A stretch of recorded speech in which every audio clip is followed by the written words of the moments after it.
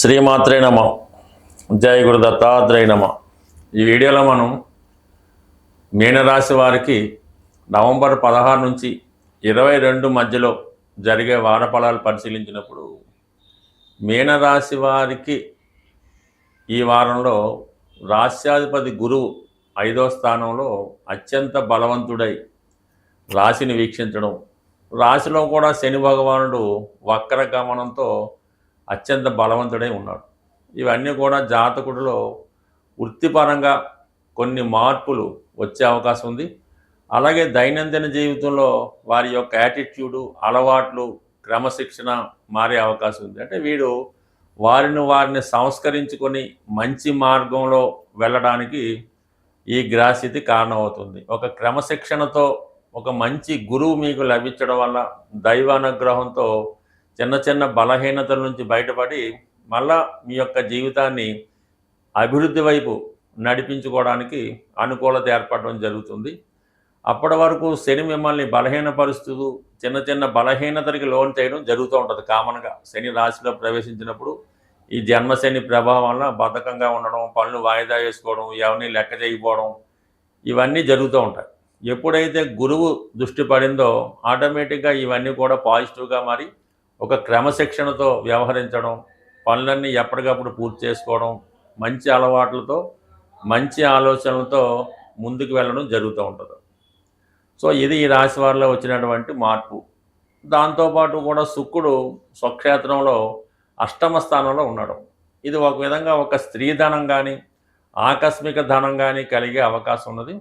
అలాగే మీరు ఎవరినైతే చాలా కాలంగా కలుసుకోవాలనుకుంటున్నారో, మీతో కష్ట సుఖాలు పంచుకోవాలనుకుంటున్నారో అటువంటి వారితో మీ యొక్క పరిచయం ఏర్పడే అవకాశం ఉంది. అంటే శుక్రుడు స్త్రీ గ్రహం కాబట్టి ఎక్కువగా స్త్రీల నుంచి అనుకూలత వస్తుంది. అష్టమ స్థానం రహస్య స్థానం కాబట్టి రహస్యంగా స్త్రీలను కలుసుకోవడం కానీ ఏదో మంచి చేట కలుసుకోవడం కానీ జరిగే అవకాశం ఉంది. సాధారణంగా ఇది సినిమా రంగం వారికి, కళారంగం వారికి కూడా కొన్ని అవకాశాలు రావడం వస్తాయి. ఏదన్నా ఒక కొత్త టెక్నికల్ నాలెడ్జ్ కూడా తెలుసుకుంటూ ఉంటారు. సాధారణంగా ఈ 9వ స్థానంలో బుధుడు అంటే సప్తమాధిపతి భాగ్యస్థితి, అంటే మీ యొక్క జీవిత భాగస్వామి యొక్క హోదా పెరుగుతూ ఉంటుంది.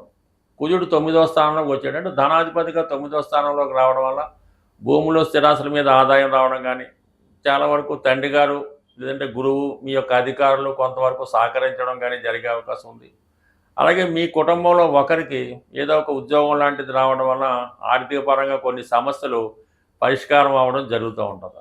అలాగే రవి గ్రహానికి 9వ స్థానానికి రావడం వల్ల చాలా వరకు పిల్లల యొక్క అభివృద్ధి అనుకూలిస్తూ ఉంటుంది, టాలెంట్ పెరుగుతూ ఉంటుంది, అనారోగ్య సమస్యల నుంచి బయటపడతారు.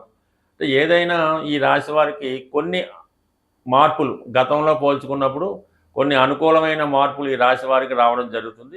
విద్యార్థులకి విద్య యందు కొద్దిగా శ్రద్ధ పెరగడం, వాటిలో గతంలో ఏమైనా సబ్జెక్టులు గట్రా ఉండిపోతే అవి పూర్తి చేసుకోవడం, ఇవన్నీ కూడా ఈ సమయంలో జరిగే అవకాశం ఉంది. బట్ ఏదైనా ఒక క్యాంపస్ సెలక్షన్ కానీ నిరుద్యోగులకి ఇది చాలా గొప్ప వరం లాంటిది.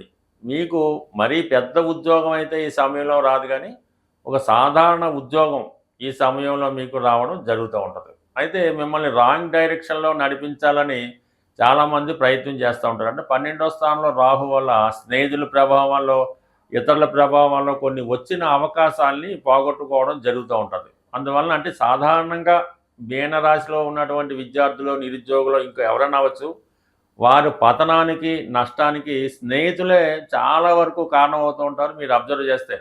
అందుకని ప్రస్తుతం తాత్కాలికంగా అయినా మీ స్నేహితుల్ని పక్కన పెట్టి సొంత నిర్ణయాలతో జాగ్రత్తగా ఆలోచించి మీ పెద్దవాళ్ళ యొక్క నిర్ణయం ప్రకారం వెళ్ళినప్పుడు కంపల్సరీగా మీ జీవితంలో సక్సెస్ వస్తుంది.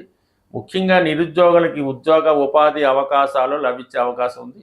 ఇంకా మనకి దైవ సంకల్పం కావాలంటే ఈ సమయంలో మీరు ప్రతిరోజు వీలైతే ఒక 40 రోజులు ఆంజనేయ స్వామి ఆలయం దర్శించడం, హనుమాన్ని ఏదో విధంగా పూజ చేసి ఒక 5 ప్రదక్షిణలు చేయడం వల్ల, హనుమాన్ చాలీసా పారాయణం వల్ల మీలో ఒక కాన్ఫిడెన్స్ పెరిగి, ధైర్యం పెరిగి అనుకున్న విజయం సాధించే అవకాశం ఉంటుంది. స్వస్తి.